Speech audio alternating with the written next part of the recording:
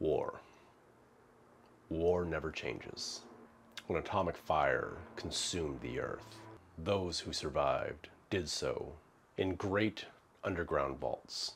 Welcome back, Vault Dwellers. Today we're going to make sarsaparilla, but not just any sarsaparilla, Sunset Sarsaparilla. Sunset Sarsaparilla Company was founded in 1918. It was advertised as the most popular drink in the West. By 2077, Sunset Sarsaparilla had gained popularity across most of North America. When sales at one point were beating out Nuka-Cola, Nuka-Cola tried to make its own sarsaparilla to compete, but could never quite get that perfect flavor that people wanted in its sarsaparilla. Then out of nowhere, a study was done showing hazardous effects of Sunset Sarsaparilla. And after multiple broadcasts about how sarsaparilla might be hazardous to your health, Nuka-Cola gained a foothold and Sunset Sarsaparilla went out of business. But even today in the wasteland, you can find some bottles. But if you can't find any bottles, this is how you make your own. For our Sunset Sarsaparilla, we're gonna start with 12 grams of really root beer spice mix. These are all the spices that go into a standard root beer. 6 grams of sarsaparilla root, 3 whole cloves, and 5 green cardamom pods. We're going to turn our heat up to 350 degrees. What we want to do is toast all of our spices. Oh yeah. Nice and toasty. Now we're going to add 16 ounces of water. Now we're going to bring this up to a boil and boil it for 3 minutes before turning off the heat.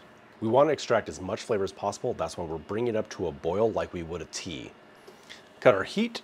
Now we're going to dump in 12 ounces of a coconut palm sugar. I'm using the coconut palm sugar because it's like sugar in the raw, but it's going to add a little bit more nuttiness to it and a touch of coconut flavor. Give it a little stir. Now we're just going to let this sit until it cools down to room temperature. It's been 35 minutes and our sarsaparilla syrup is completely cool. So let's get it strained and bottled.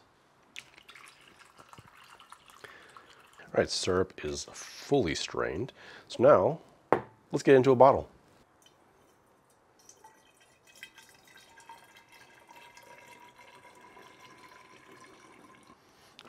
That was strong.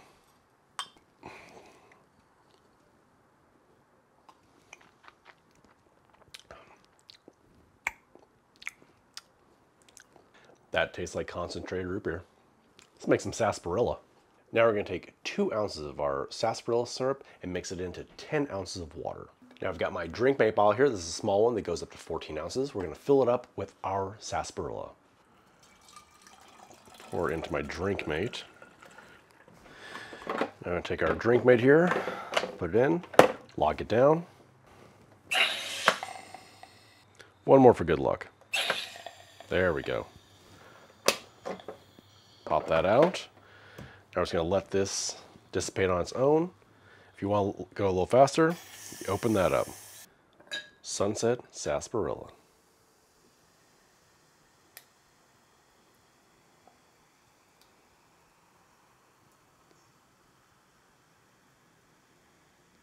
It has a very root beer-like smell, but the sassafras and like the sarsaparilla really comes through.